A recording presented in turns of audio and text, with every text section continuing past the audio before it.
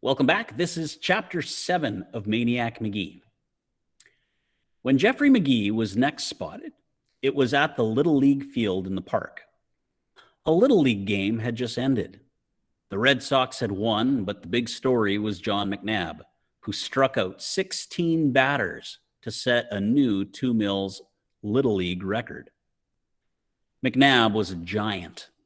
He stood 5 feet 8 and was said to weigh over 170 pounds. He had to bring his birth certificate into the league director to prove he was only 12. And still, most people didn't believe it. The point is, the rest of the league was no match for McNabb. It wouldn't have been so bad if he'd been a right fielder, but he was a pitcher. And there was only one pitch he ever threw, a fastball. Most of the batters never saw it. They just heard it whizzing past their noses. You could see their knees shaking from the stands. One poor kid stood there long enough to hear strike one go past, then threw up all over home plate. It was still pretty light out because when there are a lot of strikeouts, a game goes fast. And McNabb was still on the mound, even though the official game was over. He figured he'd made baseball history, and he wanted to stretch it out as long as he could. There were still about 10 players around, Red Soxers and Green Soxers, and McNabb was making them march up to the plate and take their swings. There was no catcher. The ball just zoomed to the backstop. When a kid struck out, he went back to the end of the line. McNabb was loving it. After each whiff, he laughed and bellowed the strikeout total. 26, 27, 28. He was like a shark. He had the bloodlust. The victims were hunched and trembling, walking the gangplank. 34, 35. And then somebody new stepped up to the plate. Can you guess who it might be? Just a punky, runty little kid. No Red Sox or Green Sox uniform, kind of scraggly, with a book, which he laid down on home plate. He scratched out a footing in the batter's box, cocked the bat on his shoulder, and stared at McNabb. McNabb croaked from the mound, "Get out of there, runt. This is a Little League record. You ain't in Little League." The kid walked away. Was he chickening out? Nope. He was lifting a red cap from the next batter in line. He put it on. He was back in the box.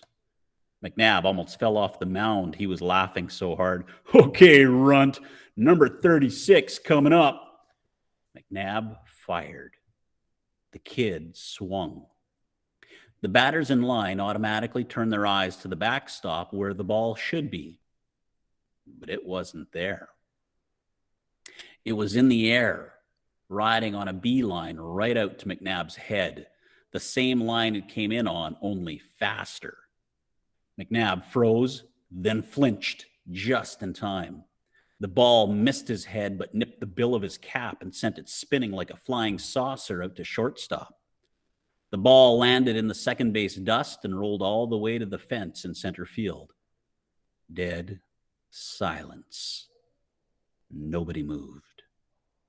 McNabb was gaping at the kid, who was still standing there all calm and cool, waiting for the next pitch.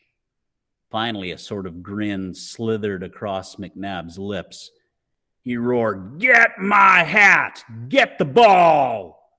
10 kids scrambled onto the field, bringing him the hat and ball. McNabb had it figured now.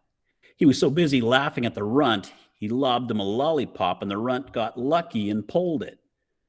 This time, McNabb wasn't laughing. He fingered the ball, tips digging into the red stitching.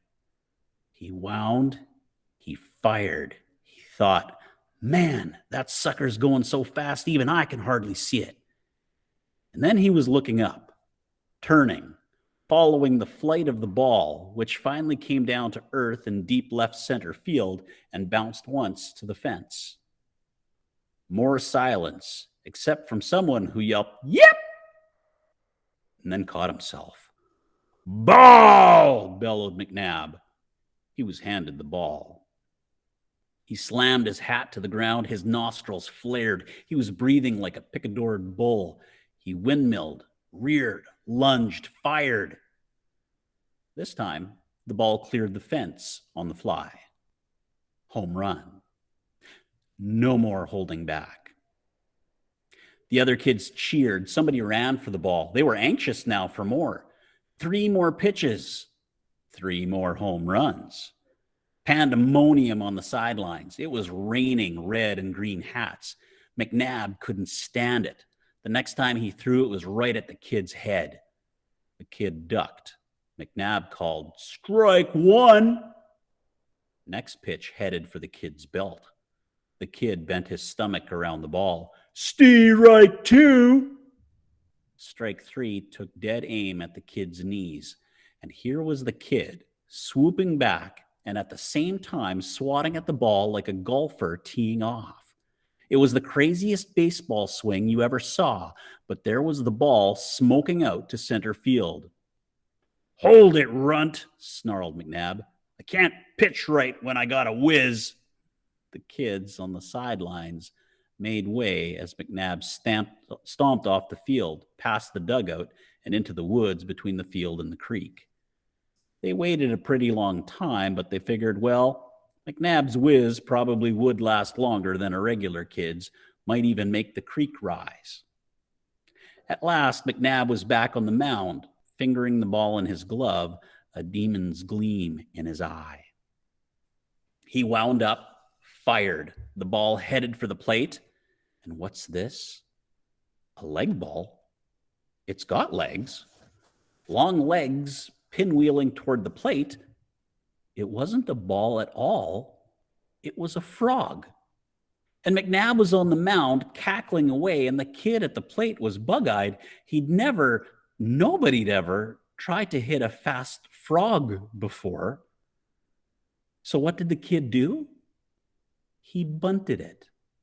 He bunted the frog, laid down a perfect bunt in front of the plate, third base side, and he took off for first. He was halfway to second before McNabb jolted himself into action. The kid was trying for an inside-the-park home run bunt, the rarest feat in baseball, something that had hardly ever been done with a ball and never with a frog. And to be the pitcher who let such a thing happen, well, McNabb could already feel his strikeout record fading to a mere grain in the sandlot of history. So he lumbered off the mound after the frog, which was now hopping down the third base line. As a matter of fact, it was so close to the line that McNabb had a brilliant idea. Just herd the frog across the line and it would be a foul ball or foul frog, which is what he tried to do with his foot. But the frog, instead of taking a left turn at his shoe, jumped over it and hopped on toward third base. He was heading for the green fields of left, and the runt kid, sounding like 2 runners with his flap soles slapping the bottoms of his feet, was chucking dust for third. Only one hope now. McNabb had to grab the frog and tag the runner out. But now the frog shot through his legs over to the mound and now toward shortstop and now toward second. And McNabb was lurching and lunging, throwing his hat at the frog, throwing his glove, and everybody was screaming. And the kid was rounding third and digging for home. And unbefroggable, the ball was heading back home too. The ball, the batter, the pitcher, all racing for home plate, and it was the batter, the new kid out of nowhere, who crossed the plate first, at the same time scooping up his book, twirling his borrowed red cap back to the cheering others, and jogging on past the empty stands and up the hill to the boulevard. McNabb gasping, croaking after him, "Don't stop till you're out of town, runt. Don't let me ever catch ya." And that's how Jeffrey Magee knocked the world's first frog ball for a 4-bagger.